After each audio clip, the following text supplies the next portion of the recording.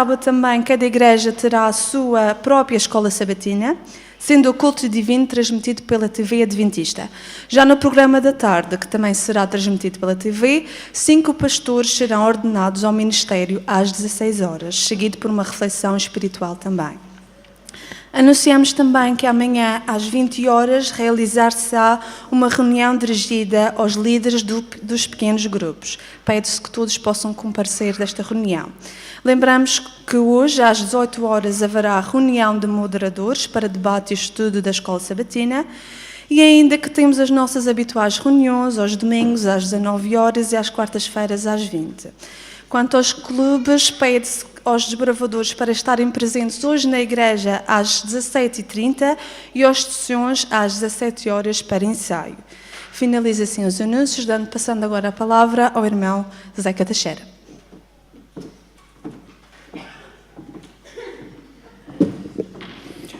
Bom dia, irmãos. Eis-me aqui de novo a fazer um apelo.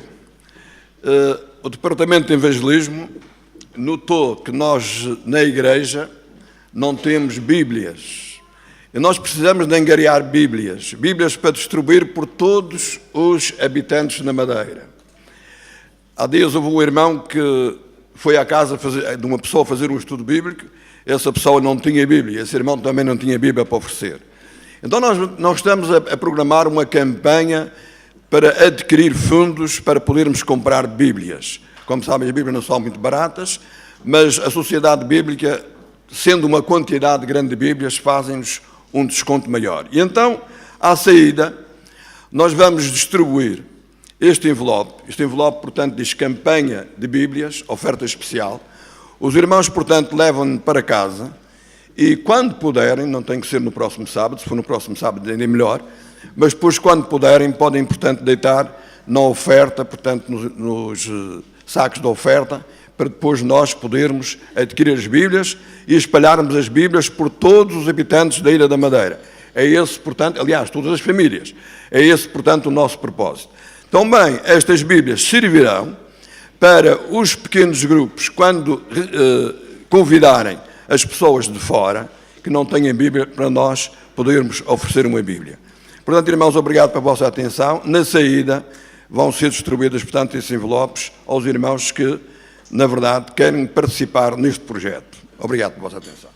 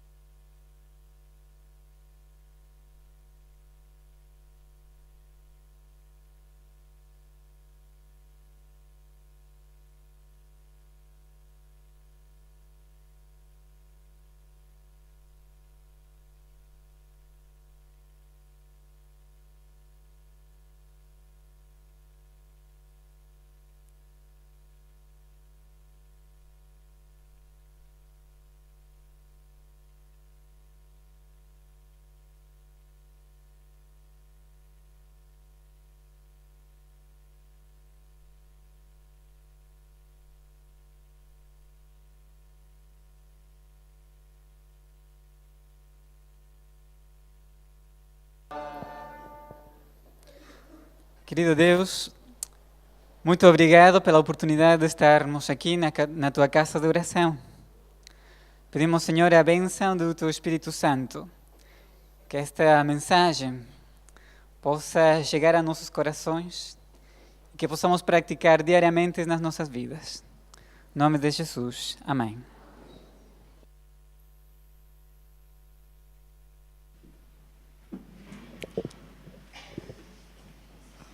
Bom dia, uma vez mais, a todos os irmãos e visitas que nos honram com a sua presença e também a todos os irmãos e visitas também que nos estão a ver pela internet. E sim, para começar o culto desta manhã, vamos entoar o hino que está fixado no número 346. 3, 4, 6.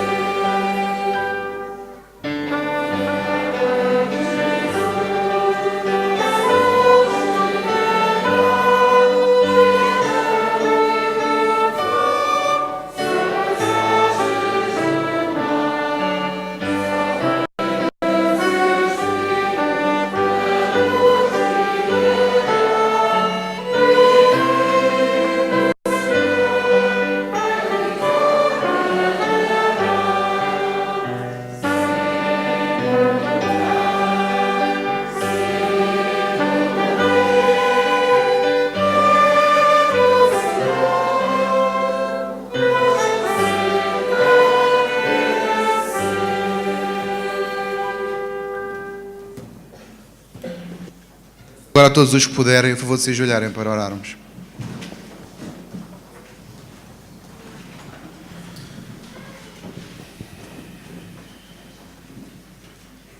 Graças, Senhor, te damos pela certeza que temos da salvação. A certeza, Senhor, que tu já pagaste o preço necessário e que agora está dependente de nós a escolha para estarmos contigo eternamente ou não. Vem, Senhor, nos dar a perseverança no nosso coração para fazermos sempre o bem, porque, Senhor, é isso que tu queres que nós façamos. Em nome de Jesus. Amém.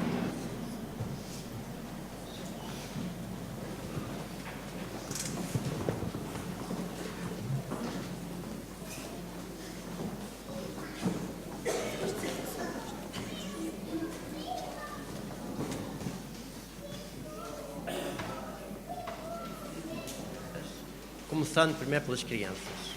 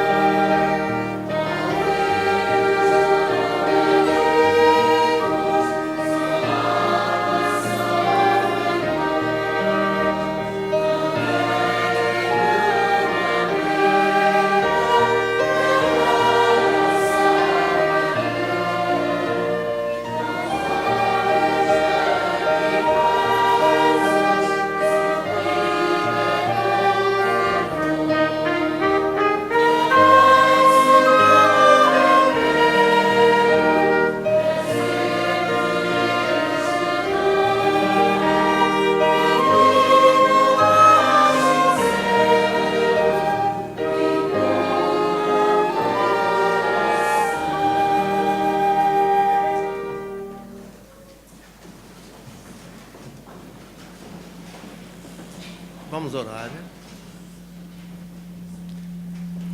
Obrigado, Pai do céu, por tantas bênçãos que Tu tens derramado sobre cada um de nós. Em especial esta dádiva de estarmos aqui com vida e saúde para Te honrar. Tu possas também dar vida e saúde a todos os Teus irmãos aqui presentes e que também estes dízimos, estas ofertas que os Teus filhos trouxeram, o Teu tesouro, possam ser convertidos em almas ganhas para Ti. Derrama a Tua paz e a Tua bênção sobre cada um de nós esta manhã e que o pregador da pregação de hoje possa falar a nós através do Teu Santo e Divino Espírito. Perdoa-nos e salva-nos para Ti. Pedimos isto, não que mereçamos, mas em nome de Jesus, nosso Salvador. Amém.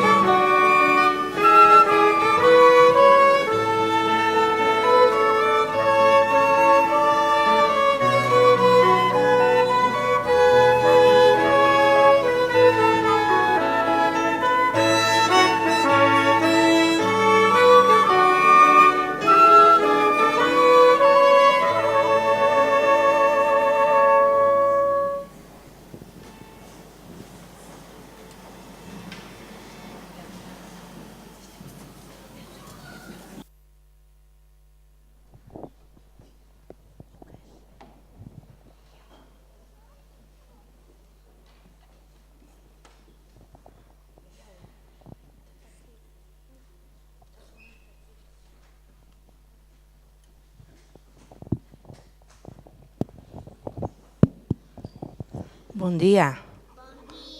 Um bom sábado a todos. Eu hoje tenho uma história muito bonita que vocês já sabem, mas vou tornar a contá-la.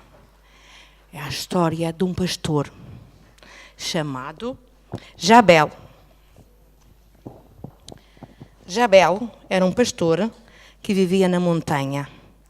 Tinha uma casinha de pedra lá na montanha. Ele tinha muitas ovelhas e construiu um aprisco para guardar as suas ovelhas. Ele pôs pedra sobre pedra, porque aquela montanha era muito cheia de pedras. Pedra sobre pedra, e pôs uma porta lá na entrada para fechar, para que os lobos não pudessem atacar as suas ovelhinhas, para quando ele à noite estivesse dormindo na sua cama, ele tivesse a certeza que as suas ovelhinhas nada lhe podia acontecer de mal, que os lobos não podiam atacá-las. Então construiu aquilo com muito amor e guardava as suas ovelhinhas. Ele, todas as manhãs, ia lá, abria a porta e ele conhecia cada ovelhinha pelo seu nome. E ele tinha uma maneira de chamar as suas ovelhinhas para que elas pudessem sair. Ele tinha um código. Vocês sabem o que é um código? Sabem? Pode ser para abrir as portas, pode ser para outras coisas. Pode ser um número, pode ser uma palavra. Pode ser uma coisa secreta que só nós é que sabemos, ou outra, ou mais uma ou duas pessoas. Então ele tinha um código com as suas ovelhinhas. Para que aquelas ovelhinhas pudessem sair, ele fazia um som, tinha um som para que elas pudessem sair.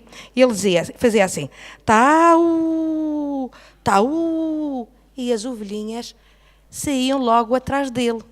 E conforme elas iam saindo, ele todos os dias contava as suas ovelhinhas. Mas ele tinha mais outras palavras para o seu código, para as suas ovelhinhas pudessem obedecer. Elas todas obedeciam. Quando ele queria que as ovelhinhas se juntassem depressa, ele fazia assim, como um cão. E as ovelhinhas imediatamente se juntavam e ficavam ali quietinhas. E quando ele queria que elas se deitassem, ele dizia lá, lá, e elas imediatamente deitavam-se todas no chão e obedeciam a estes sons. Então, ele, sempre que ele ia para a montanha, levava elas para a montanha, para que elas pudessem pastar, começar a ervinhas, bebessem água. Ele contava todos os dias as suas ovelhinhas. Dentro da sua aprisco havia ovelhas, carneiros, cordeirinhos, havia todos os tamanhos de ovelhas. Ele lá ia para a montanha. Quando ele ia para a montanha, ele ia pelo caminho e ele ia sempre com cuidado ver se as suas ovelhinhas iam atrás dele. Porque quando ele chegava lá ao monte, onde ele encontrava pasto para as ovelhinhas comer, ele, como é que ele chamava as suas ovelhinhas? Como é que era? Taú, para elas virem com ele.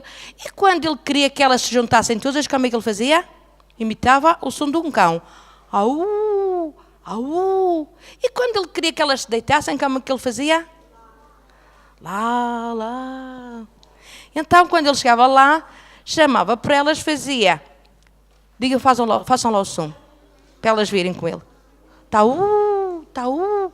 Depois ele queria que elas se juntassem, lá ele fazia o som, elas vinham e, como se depois mandava-as deitar, elas ficavam a descansar. E depois, quando ele queria que elas fossem comer, ele já não fazia o som, elas iam comer a sua ervinha. Quando ele queria que elas descansassem, ele lá fazia lá, lá, e elas vinham e deitavam-se. Quando ele vinha de volta para casa, ou quando ele ia, elas estavam ali todas a pastar, mas ele estava lá sempre com cuidado a ver se nenhuma se saía do pé dele, dali junto das outras. E se alguma saísse, ele chamava, Laú, e elas vinham. Laú, qual é? Taú, e elas vinham. E ele estava sempre com cuidado, sempre a ver, todo o dia. Quando ele vinha de volta para casa, ele tomava cuidado porque naquela montanha existiam lobos. Vocês sabem que os lobos gostam muito de ovelhas, gostam muito de comer as ovelhinhas e os cordeirinhos pequeninos. Mas ele sabia que o seu pastor estava atento e que ia defender as suas ovelhinhas e que não deixava o lobo apanhar nenhuma ovelhinha. Ele estava com muito cuidado. E então o lobo era matreiro, estava lá à espreita, a ver se havia alguma ovelhinha que se afastava do pé das outras e assim ele ia atacar. Porque ele, quando o pastor via que havia um lobo ali perto, ele fazia aquele som de elas se juntarem, elas juntavam-se, todas juntas, e todas juntas o lobo não conseguia atacar. Se elas estivessem todas unidas, só se uma tivesse se afastado. Então, quando ele ia para casa, e quando ele estava na montanha, e sobretudo quando ele ia para casa, ele tomava cuidado do seu pastor de ver se alguma ficava para trás para que o lobo não pudesse atacar. E ele estava lá escondido na caverna para atacar as ovelhinhas. Mas ele não tinha assim grande oportunidade de atacar as ovelhas daquele pastor, porque aquele pastor era muito cuidadoso. Ele vinha para atacar, mas lá estava o pastor que não deixava. Chamava para que elas se pudessem se unir, estivessem todas juntas, e assim ele não conseguia atacar o rebanho. Vocês estão a ver? Elas estão aqui todas juntas, ele queria atacar, mas elas não deixavam, porque estavam todas unidas. Por todos unidos nós temos mais força, não temos? Se tivermos um sozinho, temos mais força? Não. Ficamos com menos força, estamos sozinhos, qualquer pessoa pode nos atacar e a gente vai sofrer as consequências. Então, o lobo não conseguia penetrar no rebanho. E os cordeirinhos geralmente ficavam no meio, que as ovelhas protegiam os seus filhotes. Elas bebiam água do ribeiro, descansavam à sombra durante o dia quando havia maior calor, e o seu pastor estava sempre a tomar conta delas. Quando ele voltava para casa, quando era para metê-las no aprisco, ele contava uma a uma. Vocês sabem quantas ovelhas ele tinha? 100 ovelhas. Todos os dias ele contava e contava 100 ovelhas. Mas um dia, quando ele vinha à noite, estava a anoitecer, quando foi contar as ovelhas, 1, 2, quando chegou às 98, 99, e a 100, faltava uma. Ele tornou a contar 99 só. Ele deu-lhe uma dor tão grande no seu coração, ficou tão triste. Onde será está a minha ovelhinha? E ele reconheceu que era aquela ovelhinha mais enriqueta que ele tinha lá no rebanho, que não estava ali. Onde será que ela está? E agora já está noite, está a ficar noite, e o lobo vai apanhá-la. Mas eu não vou deixá-la sozinha na montanha. Ele já estava tão cansado, ele tinha fome, mas ele já não se preocupou, nem com a fome, nem com o seu cansaço. Ele resolveu fechar a porta do aprisco e vou-me embora em busca dela para a montanha. E lá foi, subiu a montanha e ele chamava para a sua ovelhinha: Taú, Taú, e punha-se a ouvir se ouvia alguma coisa. Ele foi chamando, ao princípio ele não ouvia nada, ele só ouvia o uivar do lobo. Ele disse: ai, a minha ovelhinha está em perigo, o que será da minha ovelhinha? E ele continua a chamar. Mas depois de ele chamar tantas vezes, Taú, Taú, ele ouviu um som. Bé, bé, oh, lá ao longe. Ai, a minha ovelhinha está viva. Oh, onde será que ela está? E ele foi chamando e aquele som foi ficando cada vez mais próximo. E ele acabou descobrindo que a sua ovelhinha estava lá no fundo de um barranco, no meio dos espinheiros, presa no meio dos espinhos. Vocês sabem, as ovelhinhas não conseguem se libertar sozinhas de alguma coisa que elas caiam. Tem que ser alguém que tome conta delas. Por isso é que o pastor toma conta das ovelhinhas, porque é um animal que não sabe se defender. Ela estava lá presa nos espinheiros. Vocês sabem que uma das armas do pastor é o cajado. O cajado na ponta não é direito, tem assim uma curvatura. Vocês sabem para que é aquela curvatura? Não é para ele segurar a mão. Sabem? Alguém sabe? Diz. Para ele pôr assim no pescoço, porque aquilo tem a curvatura do pescoço, prende assim no pescoço e puxa e consegue libertar a ovelhinha. E assim ele pegou no seu cajado, estendeu, conseguiu libertar a sua ovelhinha dos espinheiros. Ele pegou nela ao colo, com muito amor, e pôs aqui sobre os ombros. E voltou novamente para casa. Ele estava tão feliz, que ele vinha cantando pelo caminho. Chegou a casa, fez uma grande festa que tinha encontrado a sua ovelhinha. Vocês sabem uma coisa, esta história está contada na Bíblia. E Jesus contou esta história. Jesus é o nosso pastor. Ele diz assim: eu sou o bom pastor. As minhas ovelhas ouvem a minha voz e seguem-me. As ovelhas de Jesus somos todos nós. Os adultos são as ovelhas. Os cordeirinhos são os meninos. E os carneiros são os homens. As mulheres são as ovelhinhas. Os carneiros são os homens. E os cordeirinhos são os meninos. E Jesus é o bom pastor. Ele alimenta, ele dá água e dá comida e quer que nós nos salvemos. E ele vai vir a buscar a cada um de nós quando ele voltar. Que nós possamos ser bons cordeirinhos e não possamos sair do aprisco. Um bom sábado para cada um de vocês. Amém? Podem ir para os lugares.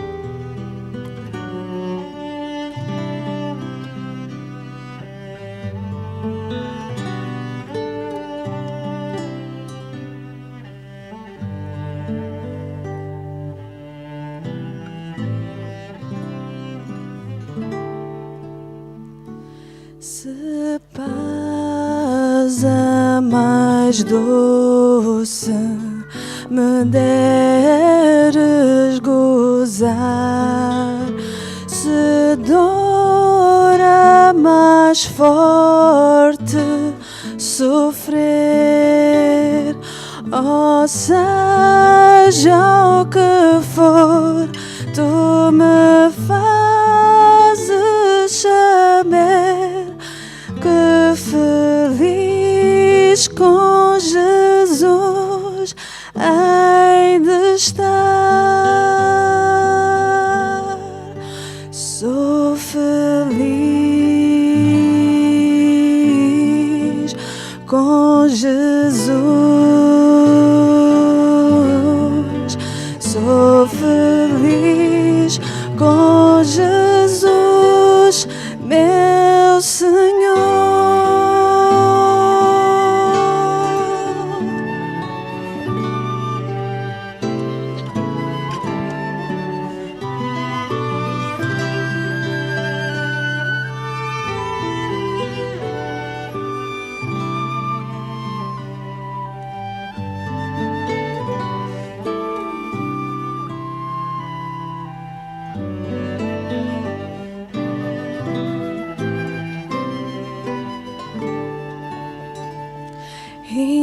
Embora me assalte cruel Satanás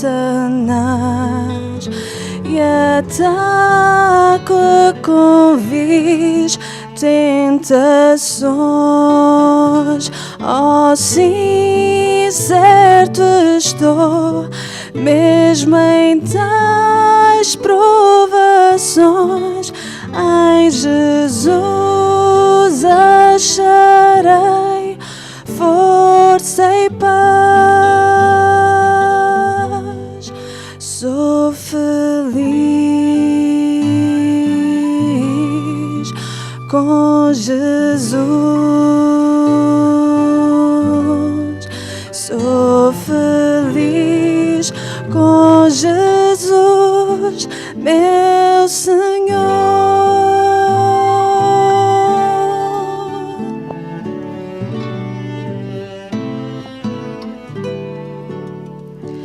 A vinda eu anseio do meu Salvador. Em breve virá me buscar. Então lá no céu vou para sempre morar, com remidos na luz do Senhor. Sou feliz com Jesus. Sou feliz com Jesus, meu Senhor.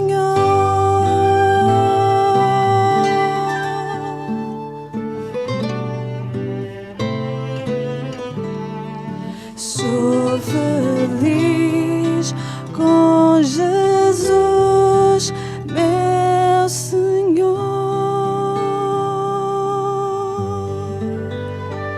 Amém.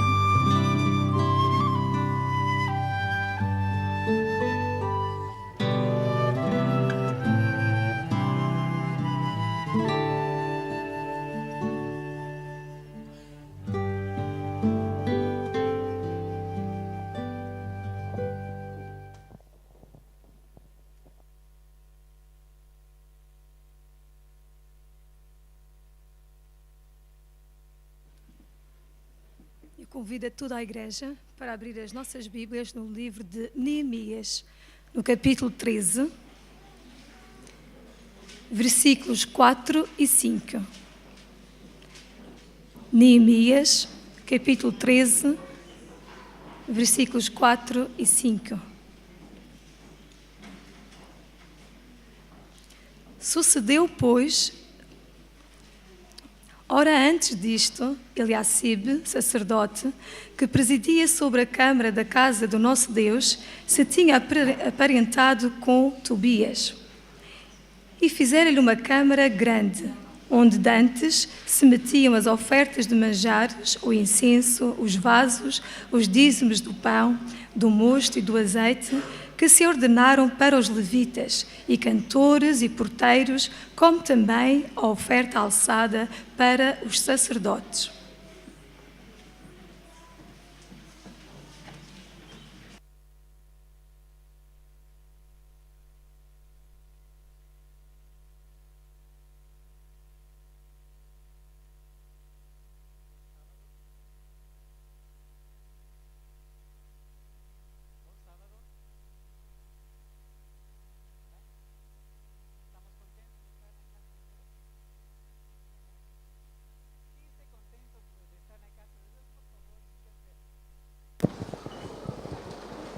Muito bem, muito bem. Quem está contente aqui na casa de Deus, por favor, dá pelo menos 3 abraços às pessoas que estão ao redor. 3 abraços a 3 pessoas diferentes. Muito bem.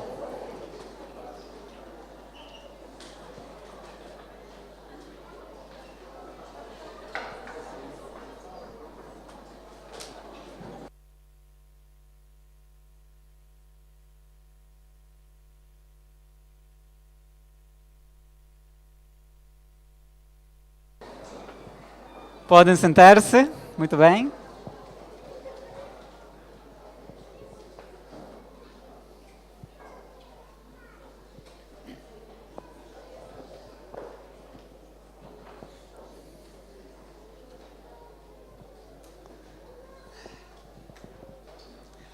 Os abraços têm algo de especial, não é? Um abraço tem algo especial. Porque se recebemos o abraço ou damos o abraço, ficamos contentes. Quero dar as boas-vindas a todos e tínhamos que mexer-nos um bocado também, porque a maioria de vocês já tem quase 2 horas de estar sentado. E quero dar muitas graças a Deus pela oportunidade de apresentar a sua palavra. Não sei se o meu português está a melhorar, mas com certeza o vosso espanhol está a melhorar. E sinto-me realmente contente por esta grande oportunidade. Mas, assim contudo, a intenção nesta manhã é de incomodar um bocado a cada um de vocês. Incomodar, mas ao mesmo tempo dar esperança. Esta pregação é maiormente uma mensagem que Deus deu-me, uma mensagem para eu poder ser um melhor cristão. E se esta mensagem foi útil para mim, espero que seja útil para vocês também. O livro que estamos, livro para a leitura bíblica foi Neemias. Vamos todos para Neemias, capítulo 13. E o título desta meditação é Santidade Violenta. Santidade violenta. Como assim santidade violenta? Estes versículos não são muito conhecidos, não é, Susana? Não são muito conhecidos. Neemias capítulo 13, versículo 4 e 5, já a Susana leu. Não vamos ler de novo, mas vocês já... Vou repassar um bocado o que a Susana leu. Acontecia que tinha um sacerdote chamado Eliasib, que ele emparentou-se com outra pessoa chamada Tobias. Mas Tobias não tinha um lugar onde ficar, Tomás não tinha uma casa. Tobias não tinha casa. Então o sacerdote disse assim, vamos fazer isto. Tobias, não tem problema, aqui, tu podes ficar aqui no templo do Senhor, tu podes ficar aqui, vais ficar entre o piano e a flauta do Ivo. Aí tu podes ficar aí. Estou bem. Tobias está aí e disse, não tem muito espaço aqui, vamos atirar também o piano, vamos fazê-lo mais para lá.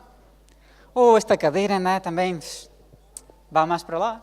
E com o tempo, Tobias começa a trazer as suas próprias cadeiras, a sua própria mesa. É como se aqui mesmo na igreja puséssemos um sem-abrigo naquele setor. E você, do sem-abrigo, sente-se confortável aí. Mas o sem-abrigo não tem aquele temor de Deus. O sem-abrigo podia ficar em outro lugar, mas, por influência a este sem-abrigo, ficou aí. De um momento a outro, o sem-abrigo também pega um cigarrilho, um cigarro, começa a fumar, no templo, provavelmente. Vocês entram aqui sábado de manhã e encontram uma nuvem de fumaça. Vocês pensam, o Shekinah. Mas não é. A fumaça do cigarro daquele homem. Então vem o profeta Neemias que chega para fazer mudanças naquele lugar. E o problema é que aquele lugar era o lugar para deixar o grão, o vinho e todas as ofertas do povo de Israel. E os dízimos também. Por culpa daquele homem, aquele lugar já não tinha os dízimos e, portanto, também os levitas já não recebiam o que era preciso deles receber para seu sustento. Olha, como é isto que o serviço do Senhor vai ser deixado de lado para que alguém possa ficar aí? Esta não é possível. E o Neemias ficou mal por isto. Então disse assim a palavra de Deus, que durante todo aquele tempo,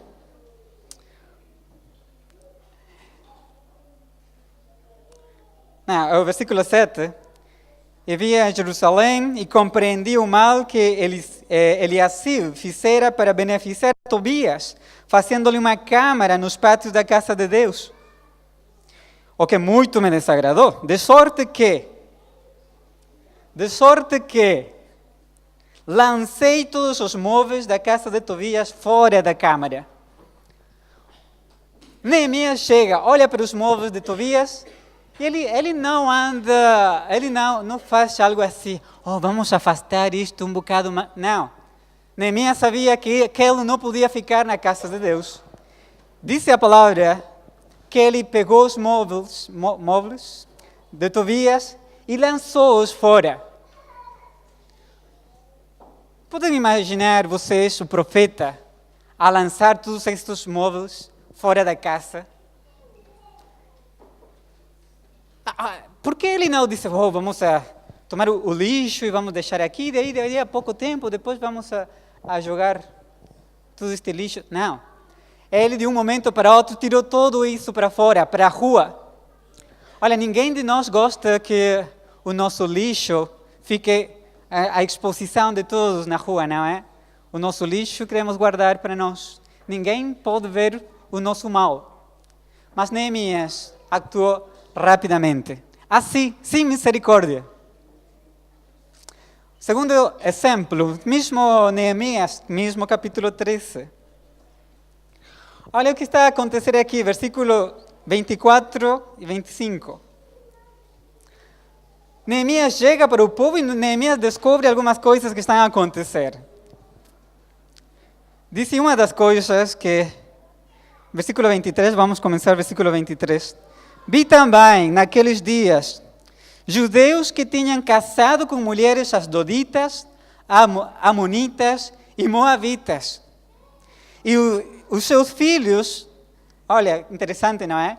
Os filhos falavam meio asdodita e não podiam falar judaico, senão segundo a língua de cada povo.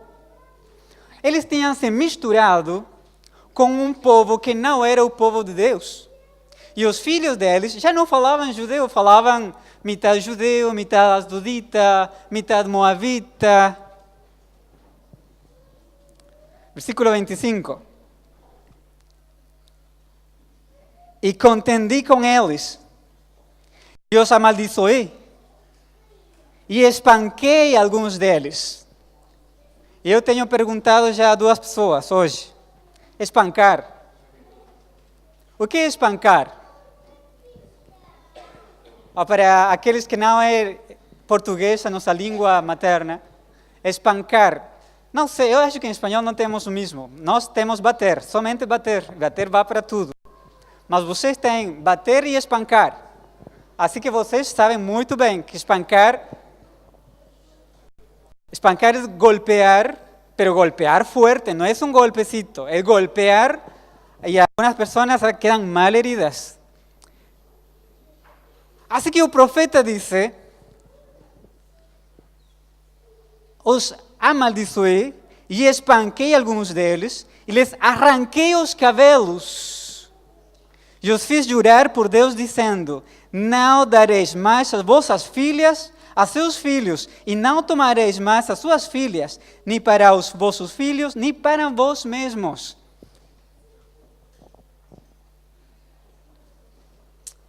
Olha o conselho aqui.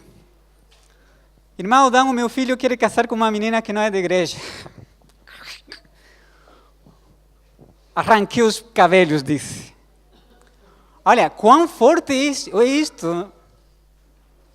Espanquei e tirei dos cabelos. E fiz jurar que não dariam as vossas filhas para eles, nem tomariam deles para elas.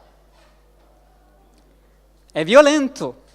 Um terceiro exemplo que não vamos buscar porque este é mais popular, muito mais conhecido. Jesus entra ao templo. Jesus entra ao templo. Naquele momento, quando Jesus olha para tudo aquilo, fica chateado. Ficou chateado. Como é possível que na casa do meu pai estejam a fazer todo este comércio e a convertir esta casa em uma cova de ladrões? E naquele mesmo momento, Jesus pega um látigo, um escote, isso, e começa a jogar as mesas com o dinheiro dos cambistas, e começam todos aqueles animais a sair da igreja. Olha, se vocês percebem esse quadro como realmente é, não é como os filmes daquele de sair vocês todos estão a convertir a casa do meu... Não, intentem falar assim a um grupo de pessoas que estão no comércio, como eles vão responder? Não vão responder. A ira de Deus mostrou-se naquele momento em Jesus a fazer justiça. Uma justiça porque ele estava a fazer daquele lugar o que realmente era um lugar santo. Mas teve que atuar com violência. O profeta Neemias atuou com violência. Jesus atuou com violência. Mas o que é isto? Como assim? Quando é que estas coisas acontecem? No último exemplo, é que vamos a ler um bocado esta história no livro de primeiro livro de Samuel, capítulo 15. Primeiro livro de Samuel, capítulo 15.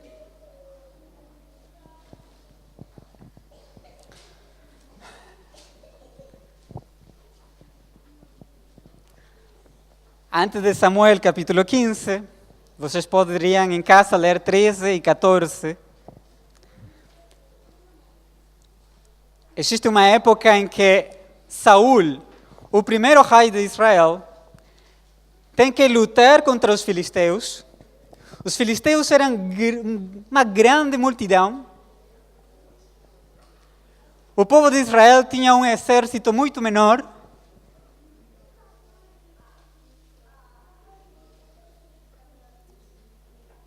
E quando o povo de Israel percebeu aquele grande exército, começou a fugir, esconderam-se em diferentes lugares.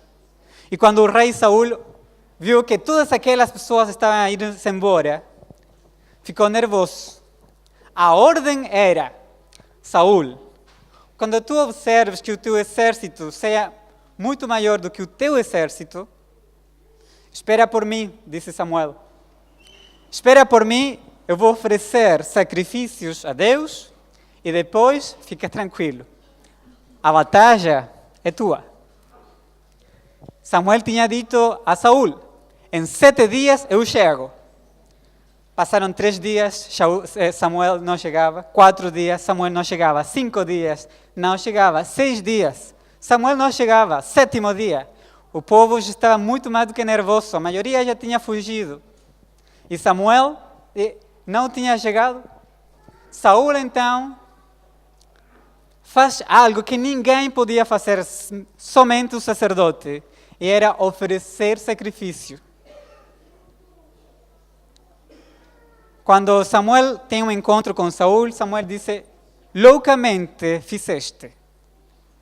Mas, olhem, percebam isto, por favor, que este não é o centro do tema ainda. Samuel repreende a atitude de Saul. Saul faz algo que não devia de fazer, mas contudo, Deus não rejeita a Saul como rei naquela oportunidade. Ainda não. Olhem para o capítulo 15, agora sim. Depois de muitas coisas que aconteceram, Deus, contudo, ainda do pecado de Saul, Deus fortalece o exército do povo de Israel e ele luta, tem algumas batalhas e o povo de Israel é vitorioso naquelas batalhas. E agora vem uma ordem diretamente de Deus para Saul. Saul, eu lembrei-me, disse Deus, de que os amalequitas fizeram com o povo de Israel. Vou te encarregar um trabalho. Está aí Samuel capítulo 15. De parte de Deus, Samuel fala com Saul e diz-lhe, vai para Amaleque, para o povo amalequita, e destrói. Estão aí? Vamos ver a leitura. Versículo 3. E destrói totalmente a tudo o que tiver. E não lhe perdoes, porém, matarás desde o homem até a mulher, desde os meninos até os de mama, desde os bois até as ovelhas, e desde os carnelos até os jumentos. Pergunto, que era que tinha que deixar vivo Saul? Ninguém, nada. Nada. E Saul convocou o povo, e pois, o povo tinha ganhado várias lutas, batalhas, e o povo, quando viu que Samuel queria aquela luta, e Saul queria ir a lutar, o povo disse com toda a confiança, vamos todos à guerra. Juntaram-se grande quantidade de pessoas, 200.000 soldados, mais de 200.000, porque ainda assumem-se mais de Judá.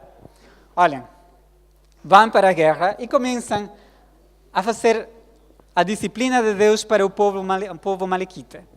Eles matam mulheres, homens, crianças, mas perdoa o rei. O rei disse, não vamos matar o rei. E quando estão por matar uma ovelha, a ovelha faz mé, mé.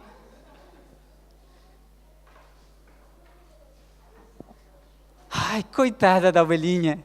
Olha, está gordinha, está gordinha. Esta é boa. E Saul disse, esta ovelha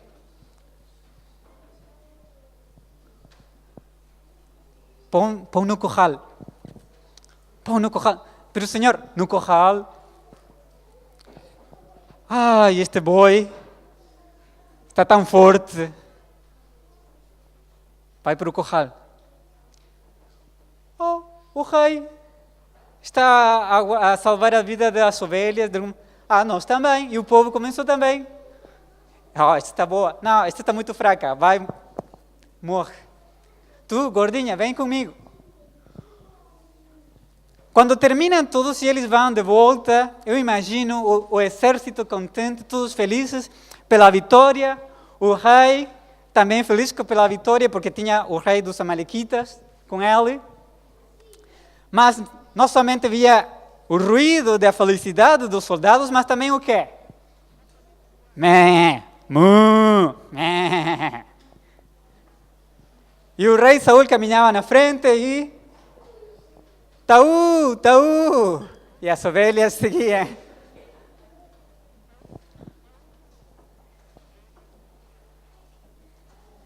E agora o que acontece? Diz o versículo 9, e Saúl e o povo perdoaram a Agar e ao melhor das ovelhas e das vacas. Versículo 10. Então veio a palavra do Senhor a Samuel dizendo: arrependo-me de haver posto Saúl como rei. Versículo 12. Olhem, quando isto acontece, provavelmente é de noite, quando Deus fala com Samuel, porque o versículo 11 termina a dizer que Samuel chora a noite toda, porque Samuel amava a Saúl quase como um filho. E agora, de madrugada, o dia seguinte, vai para o encontro com Saúl, e Saúl já tinha preparado o que dizer. Versículo 13. Veio, pois, Samuel a Saúl. E olhem o que acontece aqui. E Saúl lhe disse. Saúl nem permitiu que Samuel começasse a falar. E Saúl disse-lhe: bendito tu do Senhor, executei a palavra do Senhor. Amém. Glória a Deus, eu executei a palavra do Senhor.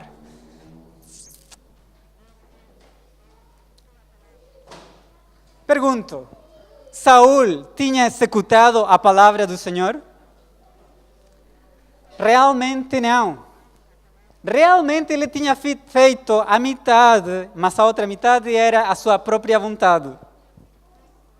Então Samuel não fala com ele do que provavelmente ia falar, mas tem uma pergunta. A verdade, cumpriste a palavra do Senhor? Sim, bendito seja o nome do Senhor, cumpri a palavra do Senhor. Mas o que é isso que estou a ouvir lá? Mé, mu, mé, mé, mé, mé. O que é isto que estou a ouvir? O povo. Eu fiz a vontade. Vocês podem ler. Eu fiz a vontade do Senhor. Eu fui para lá, destruímos tudo. Ou seja, perdoei a vida do rei, mas o povo foi que guardou, salvou a vida dos animais, porque são para oferecer como sacrifício para o Senhor. E Samuel disse-lhe: assim que guardaram tudo. Não é acaso a obediência melhor do que os sacrifícios de todos os cordeiros e os animais? Os meus queridos, às vezes nós também, nós temos a ordem de Deus de ser fiéis com a sua palavra, temos a sua palavra conosco, mas nós pegamos a Bíblia e lemos somente aquelas coisas que gostamos, mas tudo aquilo que não gostamos, deixamos assim a um lado. Assistimos à igreja, se assistimos à igreja, os jovens da minha escola sabatina, quantos sábados têm um ano? Onde estão os meus jovens da escola sabatina? Quantos sábados têm um ano? 52, 53. Olha, vimos para a igreja 52 sábados por ano. Por 10 anos na igreja são 520 sermões. Mas tudo daquilo que ouvimos, somente queremos apanhar algumas coisas e outras não. Deixamos porque não, são as nossas vacas gordas, as nossas ovelhas. E sabem o que é pior ainda? Que quando oramos, quando estamos em um momento difícil, quando estamos passando uma dificuldade, oramos, clamamos ao Senhor e pedimos: Senhor, ouve a minha oração, ouve a minha oração. Mas de parte de Deus, olha, eu quero te ouvir, eu quero ouvir a tua oração, mas não consigo ouvir a tua oração porque escuto mé, mu por aí. Porque o bramido é muito mais forte do que as tuas orações. Tudo aquilo que estás a reservar para ti é muito mais forte do que a tua oração. Olhem, por isso nós podemos orar. 5 ou 10 horas por dia. E às vezes as nossas orações não são contestadas. Por quê? Porque temos reservado algo para nós. Porque é bonito, porque é uma ovelha. Eu não escuto música secular, mas esta música sim, porque esta não faz mal. As outras sim, esta não faz mal.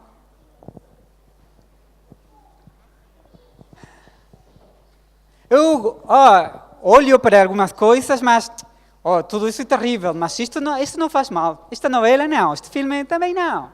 Não. Ou seja, é mal, mas eu sou um cristão forte, eu sei o que vai influenciar na minha mente e o que não vai influenciar.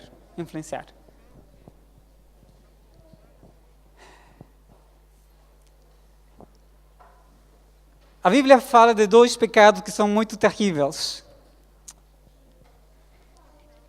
Pecado não aquilo que nós fazemos com as nossas mãos. Não simplesmente aquilo que fazemos com as nossas mãos, mas o que pensamos, o que vemos, o que falamos. A Bíblia dedica um capítulo completo, inteiro, para o pecado de falar contra outra pessoa. A língua, terrível que é a nossa língua. A Bíblia fala muito bem, forte, com respeito a que os homens, porque maiormente somos os homens que temos esta debilidade do que vemos. Aqui vai para todos. Para os homens o que vemos, para mulheres provavelmente o que falamos. Temos que ter muito cuidado, porque o pecado não é cometer um acto. O acto é resultado de um processo antigo. É assim. Não é que o Dan caiu em pecado.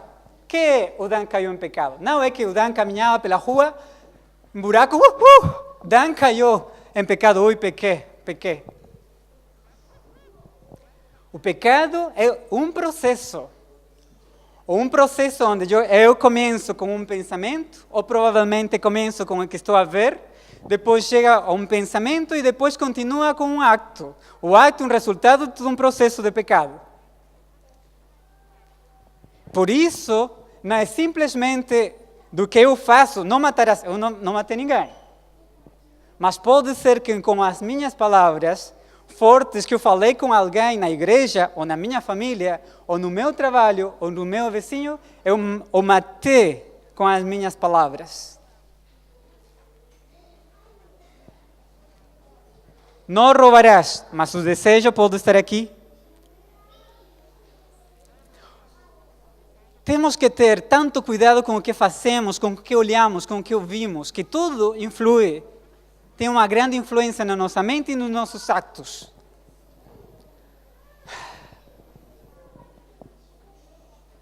Samuel disse: Saúl,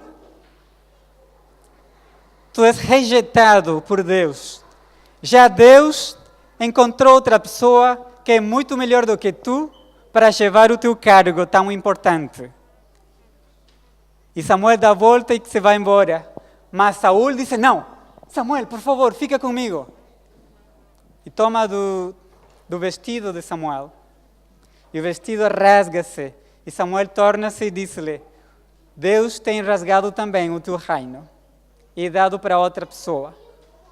Samuel, está bem, fui rejeitado, está bem, não me importa, mas fica comigo, porque olha todos aqueles soldados, por favor, fica comigo e honra-me na frente de todos eles. Saúl encontrava melhor estar bem, ficar bem com todos os seus soldados do que ficar bem com o Deus do céu. Saúl foi rejeitado. De forma rápida, vamos relembrar a história de o segundo rei. O segundo rei tinha terminado um ano de muita luta, será abençoado. E diz a Bíblia, no livro de segundo livro de Samuel, a partir do capítulo 11.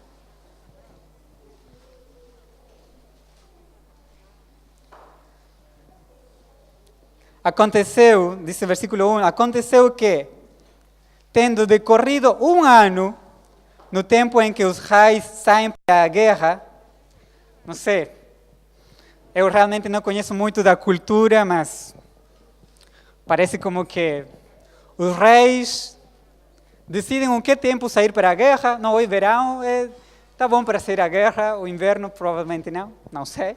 Mas era uma época em que os reis saíam para a guerra. Os reis saíram para a guerra, mas o rei de Israel, o rei David, fica em casa. Eu não vou especular com respeito a como foi que isto aconteceu. A Bíblia diz que o rei, no dia de tarde, sai para o teto caminhar e encontra-se que vê uma mulher que está a tomar banho. Começou como? Um processo.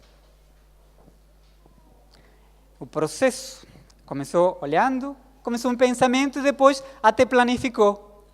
Planificou, olha, e pergunta, vocês podem ler depois, versículos 3, 4. Quem é aquela mulher? E as pessoas contestam. Chama-se Betsabé.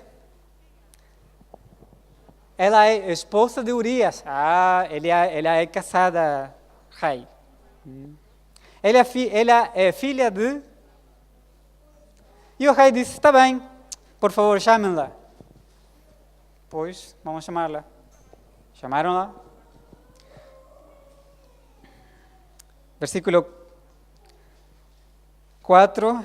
Então enviou David mensageiros e a mandou trazer. E entrando ela a ele, se deitou com ela. Versículo 5. E a mulher concebeu e enviou a fê-lo saber a David e disse, grávida estou. Aí um trago grosso, tragar, deglutiu forte o rei David. Engoliu,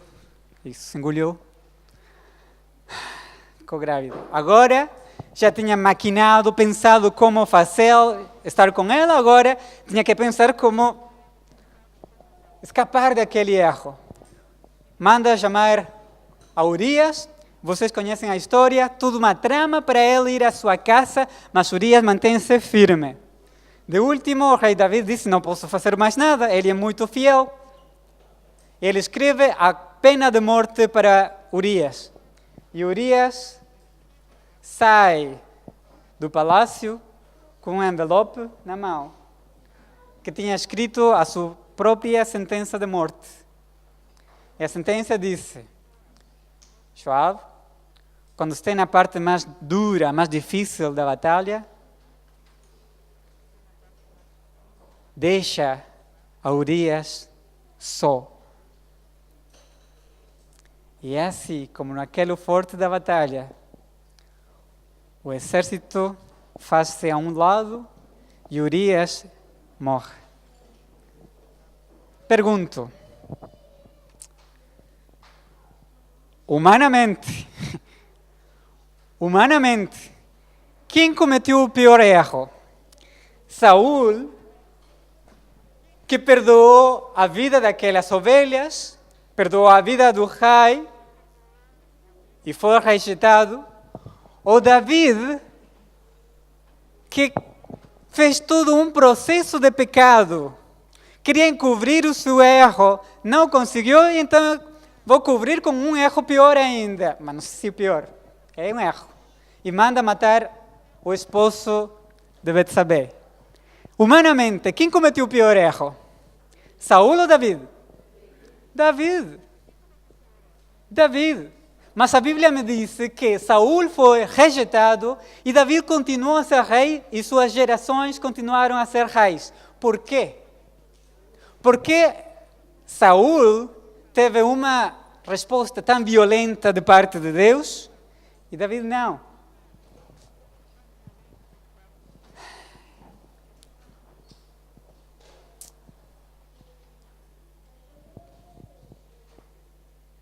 Quando Samuel e Saul vão se encontrar, Saul nem permite que Samuel comece a falar. E ele disse, louvado seja o Senhor, eu cumpri a sua vontade. Ele já tinha visto a forma de encobrir o seu pecado, de não reconhecer. Mas ainda contudo ele poderia ter uma oportunidade, porque Samuel pergunta, o que é esse mugido daqueles animais? Aí, quando mostrou-lhe seu pecado, Saul tinha a oportunidade de dizer,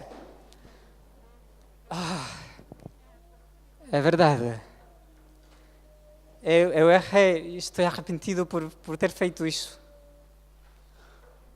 Mas, pelo contrário, Saul disse, não, porque foi assim, cumprimos a vontade de Deus. Cumprimos, mas a vida dos animais foi reservada pelo povo. Não sei, pais, os pais que estão aqui, não sei como vocês actuam, mas eu penso que eu actuaria assim. O filho comete um erro. Por que fizeste isso? Porque na realidade ele me bateu primeiro, porque ele me fez isto. Não. Sim, eu não queria fazê-lo, mas foi isto porque isto. Não continua a dar desculpa porque vou ficar mais chateado. Não, mas eu não... Não dê excusas, porque posso ficar mais chateado. Mas, se tem acontecido, provavelmente tem acontecido com algum de vocês. Vocês estão prontos a disciplinar o seu filho? Papá, perdão, não vou fazê-lo de novo. Eu não faço de novo, por favor, me perdoa. E tu... pois... Mas não faz de novo. Não, papai. E não disciplinamos. Por quê? Porque pediu perdão, reconheceu que tinha cometido um erro. Isso faz com que o coração seja pequenininho e não damos o castigo, a disciplina. O com Deus é exatamente o mesmo. O erro de Saul podia ser perdoado. O reino de Saul poderia se perpetuar se Saul houvesse reconhecido a maldade do seu pecado, mas não o fez. Pelo contrário, Samuel, capítulo 12, segundo livro de Samuel, capítulo 12, Natã chega com David e conta-lhe uma história também de ovelhas, de um rico que tinha muitas ovelhas e alguém pobre que tinha somente uma. Natã, muito sábio, pela sabedoria que recebe de Deus, e Natã disse-lhe, aquele homem tinha muitas ovelhas e este outro tinha uma só. E esta ovelhinha comia do prato dos filhos, bebia do copo dos filhos, até dormia no colo. E aquele rico pega a ovelha e dá de comer a seu convidado. Temperatura de David chega, pim, fica vermelho. E disse, verdadeiramente esse homem merece a morte e pagar 4 vezes mais o seu erro. E Natã disse-lhe, tu, rei, és aquele homem.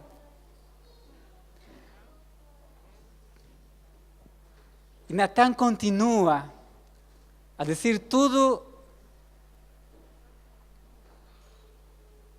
o que ia acontecer como resultado do seu pecado. E versículo 13 menciona 4 palavras. Versículo 13. Então disse David a Natã, pequei contra o Senhor. Mas nada. Ele não se excusou, ele não excusou o seu pecado. Ele reconheceu o seu erro e disse, pequei contra o Senhor. E quando Natã sai, provavelmente é quando começa o rei David a escrever o Salmo 51. Salmo 51.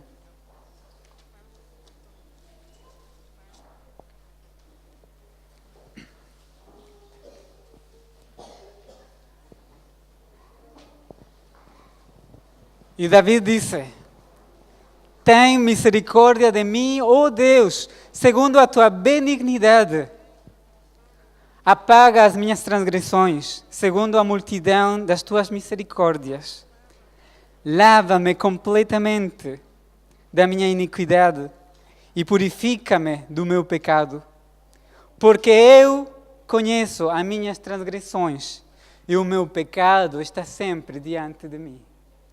Contra ti somente pequei e fiz o que os teus olhos parecem mal, para que sejas justificado quando falares e puro quando julgares. Eis que em minha iniquidade fui formado, e em pecado me concebeu a minha mãe. Eis que amas a verdade no íntimo, e no oculto me fazes conhecer a sabedoria. Purifica-me com hisopo, e ficarei puro. Lava-me, e ficarei mais alvo do que a neve. Faz-me ouvir júbilo e alegria, para que gozem os ossos que tu quebraste. Versículo 10. Cria em mim, ó Deus, um coração puro, e renova em mim um espírito recto. Versículo 17. Os sacrifícios para Deus são o espírito quebrantado. A um coração quebrantado e contrito não desprezarás, ó Deus. Quando o coração está contrito e quebrantado, Deus te recebe. Não existe outra opção. Quando teu coração reconhece o pecado e estás com muita dor, com pesar. Dizia David, mientras estuve callado, mientras não falei, o meu corpo sentia-se morrer, os meus ossos sentiam-se quebrar. Mas quando falei, teve vida de novo. Os meus queridos irmãos, não existe um pecado pior do que fazer o mal e não reconhecer que estamos errados. É aí onde toma sentido aquele versículo de oxalá fosses frio, oxalá fosses quente, mas és morno. E a igreja está a passar por uma situação onde temos uma vida cristã morna, onde acreditamos que é suficiente vir à igreja, ouvir os sermões, aparentar que estamos bem, mas no nosso coração ter ovelhas, vacas. E um amigo meu, quando fiz esta meditação em outro lugar, disse-me: Dan, oxalá eu tivesse uma ovelha. Eu tenho elefantes na minha vida. Mas, quando o nosso coração está quebrantado, a nossa oração vai mais longe, é muito maior do que o mé e o mu dos animais que nós reservamos para nós mesmos. Um coração quebrantado não despreciarás, ó Deus.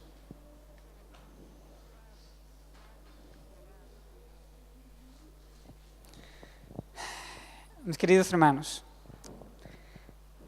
que Deus nos possa ajudar a reconhecer quais são aqueles erros que estamos a cometer na nossa vida.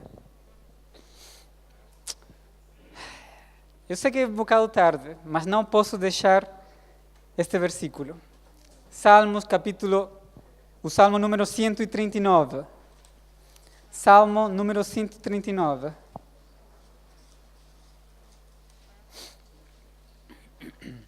Porque David era um homem conforme o coração de Deus. Pelo seguinte, pelo versículo 23 e 24. Sonda-me, ó Deus, e conhece o meu coração. Prova-me e conhece os meus pensamentos. David está a pedir a Deus para, por favor, examinar a sua vida. Os meus queridos, David era conforme o coração de Deus Porque o seu coração estava disposto a ser examinado por Deus mesmo. Como assim? A única forma de permitir que o nosso coração seja examinado por Deus é de joelhos. É a oração constante. Poderá dizer, Dan, eu oro todo dia, o dia todo. Eu oro todo dia. É verdade? É bom. Mas precisamos de um momento a sós com o Senhor. Um momento de relação profunda. Eu posso estar em contato com Cristina todo dia. Ela está no hospital. E eu, de onde quer que estivesse, eu posso estar em contato com ela pela mensagem. Vocês também, com seu esposo, sua esposa. Ai, eu não chego, vai. Procura as crianças na escola. Não chego. Com constante comunicação. Mas deve ter um momento a sós com o Senhor, onde possa ser um momento para Deus escudrinhar o meu coração. E olhem, não vai ser bonito. Não vai ser bonito o que Deus tem para me dizer. Porque nós, às vezes, fazemos como Saul. Vamos de joelhos perante Deus, mas não permitimos Ele falar. Vamos rápido, porque... Senhor, por favor, muito obrigado por isto, abençoa fulano, eu quero fazer isto, permita que possa ser acontecido, Senhor, muito obrigado, amém. Não permitemos, não estamos a deixar tempo para Deus nos examinar. Quando Deus quer nos examinar, nós dizemos amém e fugimos. Mas aquele tempo de qualidade com Deus faz com que sejamos examinados. E olha, o que é tão importante disto e espetacular é que quando somos examinados, percebemos tão bem os nossos erros que já não tomamos tempo para criticar alguém. Eu estou tão preocupado em criticar ou ver ou examinar todos os erros que Deus me mostra que eu tenho, que já não tenho tempo para mais ninguém. Não tenho tempo para criticar ninguém. Porque se olho para mim mesmo, tenho tantos erros que não dá. Como eu vou falar de eu de alguém? Impossível. Impossível. Quanto mais próximos estamos com Deus, mais percebemos a nossa maldade, a sociedade dos nossos pecados. E o versículo 24 diz: e vê se há em mim algum caminho mau, e guia-me pelo caminho eterno. E o coração de Davi era um coração que permitia ser guiado. Senhor, irei lutar contra os filisteus? Tu que dizes? Senhor, irei trazer a arca para cá, para Jerusalém? E consultava Davi a Deus por cada caso, por cada coisa. E isso que faz Davi conforme o coração de Deus. Nós, os que estamos aqui, e foi porque Deus permitiu que hoje estivéssemos neste lugar, nós também podemos ser chamados homens de acordo com o coração de Deus. Não porque sejamos perfeitos, porque cometemos erros constantemente, mas porque depois de cada erro, nós vamos de joelhos perante Deus e pedimos perdão e não excusamos. Eu fiz isto por... Não, perdão, Senhor, me perdona, me perdoa. Eu cometi um erro, fiz mal, mas agora estou perante Ti. E o Senhor tem toda a vontade para nos perdoar. Que esta mensagem possa ficar nos nossos corações constantemente e para sempre. Amém.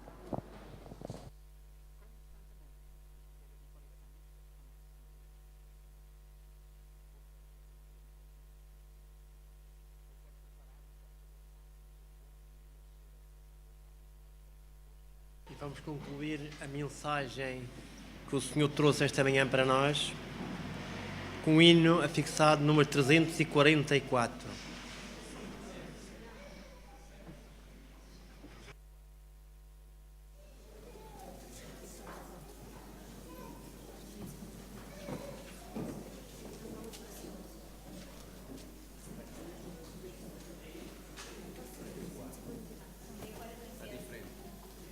houve troca ali. Ali é 47 o primeiro, o segundo, houve uma troca ali. Agora o 44.